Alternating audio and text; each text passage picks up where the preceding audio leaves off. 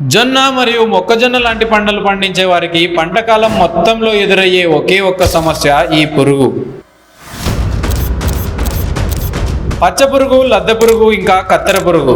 ఈ పురుగులన్నీ ఒకే జాతికి చెందినవి. మన రైతులు పంట మార్కెట్ ధర ఎక్కువగా ఉన్నప్పుడు కాస్ట్లీ మందులు వాడి, అదే మార్కెట్ ధర తక్కువ ఉన్నప్పుడు చిన్న రకం మందులు వాడదాం అనుకుంటారు. కానీ మందులు వాడవలసిన పద్ధతి అది కాదు. పొలంలో ఈ పురుగుల ఉధృతి, వాటి సంఖ్యను బట్టి మనం పురుగు మందులు వాడుకోవాలి. ఈ పురుగులు తక్కువగా ఉన్నప్పుడు ఇమామెక్టిన్, బెంజాయేట్, పొక్లైన్ లాంటి మందులు వాడుకోవచ్చు.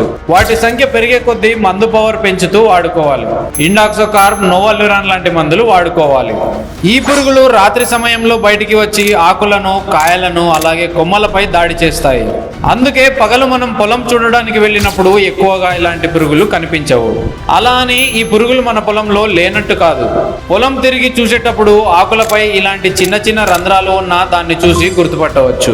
ఈ రంధ్రాల సంఖ్యను చూసి మన పొలంలో ఏ రకమైన మందులు వాడుకోవాలో నిర్ణయించుకోవాలి. ఈ పురుగులకు మందు పిచికారీ చేసేటప్పుడు నీళ్లలోకి కాస్త బెల్లం కలిపి సాయంకాల సమయంలో పిచికారీ చేసుకుంటే మందు బాగా పనిచేస్తుందని చెప్తారు. ఇలాంటి వ్యవసాయానికి సంబంధించిన వీడియోలు మరిన్ని చూసేందుకు మా రామ్దేవ్ అగ్రి సొల్యూషన్స్ ఛానల్ను సబ్స్క్రైబ్ చేయండి.